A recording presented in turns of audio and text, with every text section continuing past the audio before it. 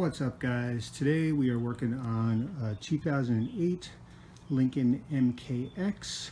Today we have a check engine code of P0420, and when I looked that up it says that it is an O2 sensor, hopefully an O2 sensor and not a catalytic converter. So today what we're going to be doing is we are going to be replacing both the upstream and the downstream O2 sensors.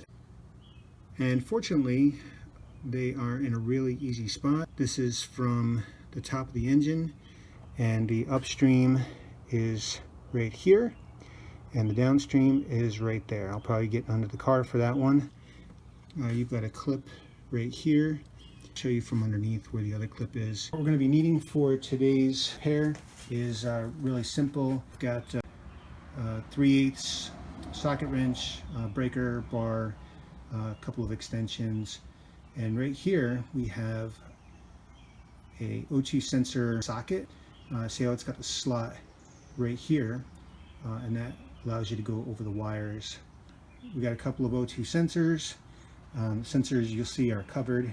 Keep those covered until you're getting ready to install them, and they're both exactly the same. You can put them in both the upstream or the downstream, it doesn't matter. Let's go ahead and get to it. So the first thing that we're going to do here is we're just going to go ahead and remove this clip. It should have a little clip right here that you just push down and then pull out.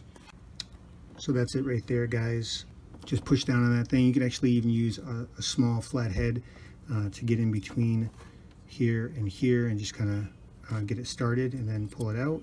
You want to pull it out because if you start backing off this O2 sensor and the threads without unplugging that, then it's going to get all twisted. And I mean, I know you're getting rid of it anyway, but it's just easier to maneuver it. So I'm going to go ahead and get that special socket, slide it down over the wires, and we'll go ahead and break this free. So as you can see, guys, here's the special O2 sensor socket, and I've got a long extension on that and a breaker bar. I actually had to use an extension on the end of that to break it free. When it gave way, it really snapped, so just be aware of that. And once you've got that loosened enough, you can get your hand down in there and just unloosen the rest of it with your hands. Pull that up. Always a good idea, guys, to compare your new part with the one that you're replacing. As you can see, the sensors are exactly the same, and the connectors, now as you can see, the wire length is a little longer on the new part. That's not a problem at all. And just make sure that your connectors are exactly the same, and these are. So let's go ahead and install the new sensor. All right, guys, so I'm just hand threading this in. If you got big hands, this is pretty tight, but as you can see, the wire is twisting and falling and whatever, but that's totally fine. All right, once you've got it hand tight, we're going to go ahead and use the tool and tighten that up. All right, so you see I've got the O2 sensor socket on there, and I've tightened it up just as tight as I can put it. Not too tight. You don't want to break anything. You can see how this comes off right over the wiring. Put that aside, and then we'll grab the connector.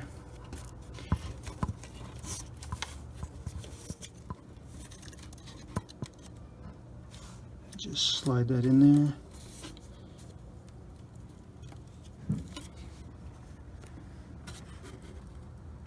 Should snap. You should hear a little. There we go. I couldn't hear it, but I could feel it. Just snap that in, and you're all set with that one. And then let's go ahead and move down to the downstream O2 sensor. All right, guys. So here I am underneath the car, and the O2 sensor is right here, and the connector is right here. We're going to go ahead and just disconnect that connector up top there, and we're going to use the O2 sensor socket to loosen that up. I went ahead and pre-sprayed these O2 sensors with some liquid wrench to help you free these up, because they really are on there. Alright guys, so I went ahead and loosened up this cable, and I already broke free this sensor, and I promise you that you're going to want to use a computer bar to help you break that free, because I definitely needed some help. Once you get that loose, you can go ahead and take off the O2 sensor socket, and you can just hand loosen the rest of that O2 sensor. And then once you've got that loosened and done, you have your other one ready.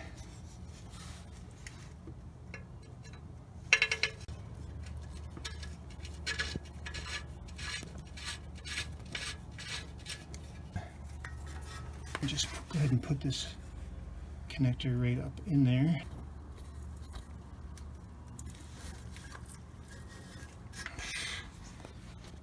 Just like so.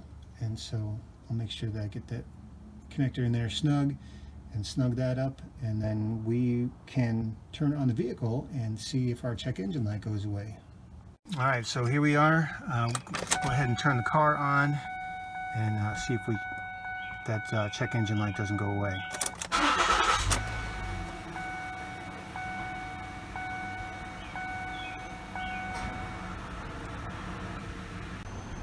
Yeah, the airbag light that you see there, maybe doing another video on that. But as you can see, our check engine light is still on. I may go ahead and clear the codes because it may be residual.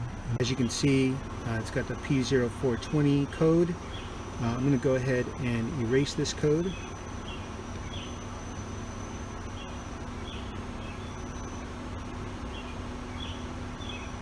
Alright, and as you can see, check engine light is off. We'll drive it around for a day or two and see if that check engine light comes back on or not.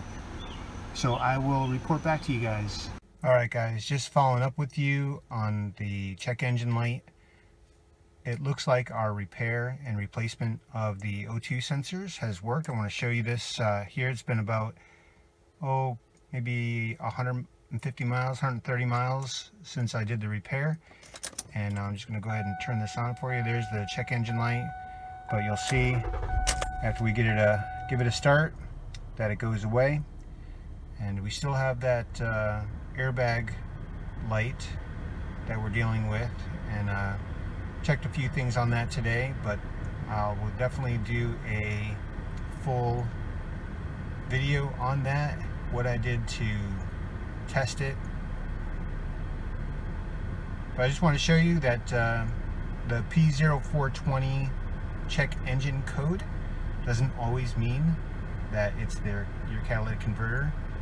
Sometimes it can mean that it is your O2 sensors. And I hope this video has helped. If it was helpful to you, go ahead and like and subscribe to this video, and hopefully I'll have some more videos for you coming soon. Thanks.